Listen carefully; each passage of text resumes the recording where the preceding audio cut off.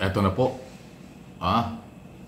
nagrekomenda na ang Independent Commission for Infrastructure sa panguna po ni Chairman Retired Justice Andy Reyes Jr.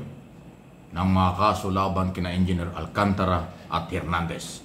Ito po yung bagong galaw ng ICI at pangalawang recommendation ng mga ipapail na kaso o ipinail na kaso sa Ombudsman patungo ng Sandigang Bayan. Pero this time, mga engineer na po ng DPWH.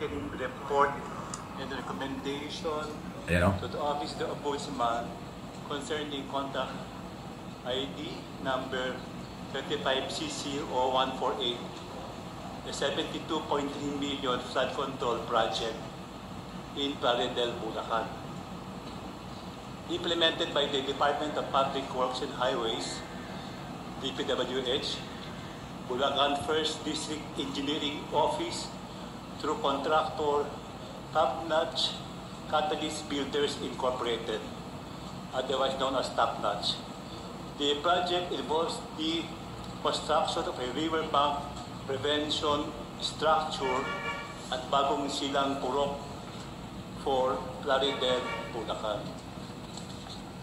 Based on the report endorsed by the Commission on Audit, it was established that no structure was constructed at the location specified in the approved bid plans. Instead, the structure was supposedly relocated to the site identified as state or as bid plans. The Commission observed, the COA observed, that this deviation was not supported by sufficient documentary paperwork to justify or authorize such relocation.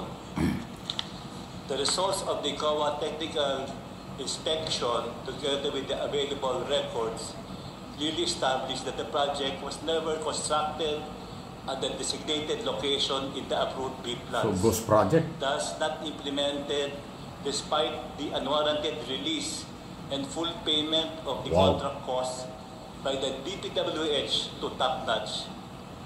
It appears that several DPWH officials were grossly negligent, if not remiss in the performance of their respective duties to ensure that the project was properly implemented and that government funds were lawfully and prudently disbursed. Ayun, so napakalinaw. The acts and conditions indicate a failure.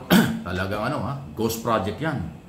Ang sinasabi po ni Chairman Justice Andy Reyes na identify ng Commission on Audit at ng DPWS na kanyang pinagbasihan, kaya nirekomendang kasuhan sina Engineer Alcantara at Hernandez tungkol nga po sa ghost project na bayaran pero walang project.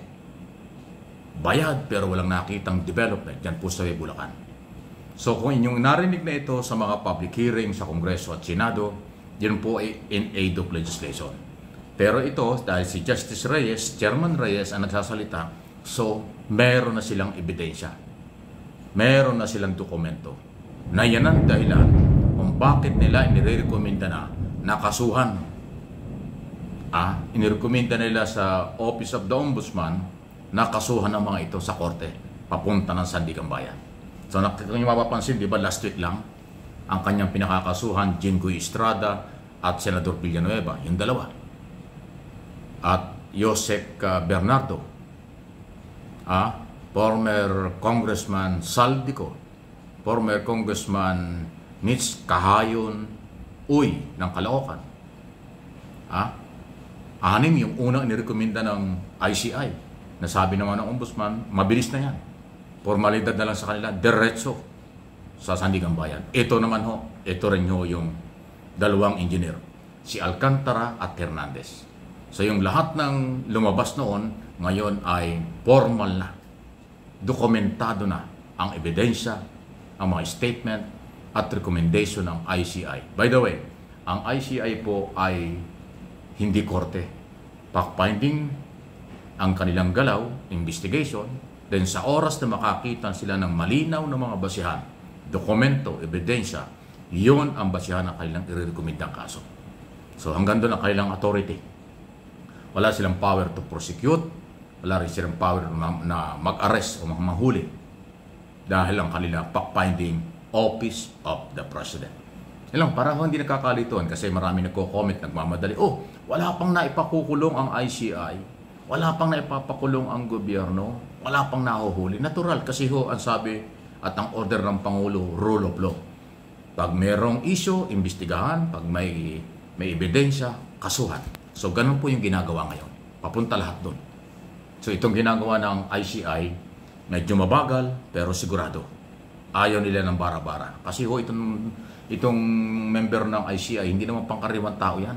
Retired Justice Andy Reyes Jr., Rosana Pajardo ng SGB, CPA, at former Secretary Singson. So hindi ko politiko yung mga yan.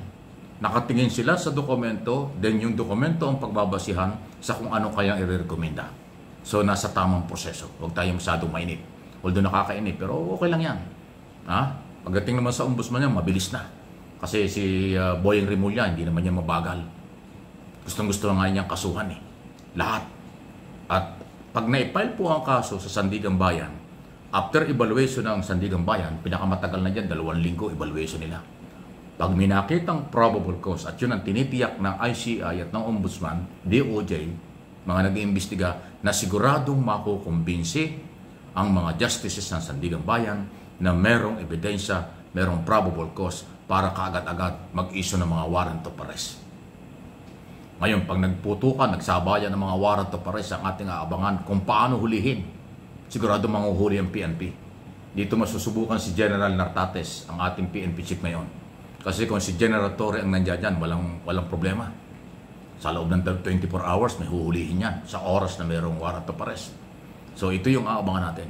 Ulitin ko tinitiyak po ng DOJ, ICI, Office of the Ombudsman, na mayroong sapat na ebidensya bago i-file ang kaso para sigurado na mayroong probable cause, mayroon ho talagang pagbabasihan at makukumbinsi nila ang mga maestrado ng Sandigang Bayan para forthwith, kaagad-agad, mag-issue ng warrant of arrest, especially sa plunder law. Kasi ang plunder law, non-bailable offense. Kulong kaagad. Ilang kayang senador, ilang kontraktor, ilang congressman, ilang mga engineer. Iyan ang aabangan natin. 200 hanggang 1,000 daw po yung mga sangkot na ito sa katiwalian. Pagka ghost project, talagang garapal yan. Talagang kulong. Wala silang paglalagyan. Wala rin silang karapatang manahimik. Kailangan silang panagutin. Hindi lang makasuhan at makulong. Bawiin ang lahat ng pera at ari-arian nila.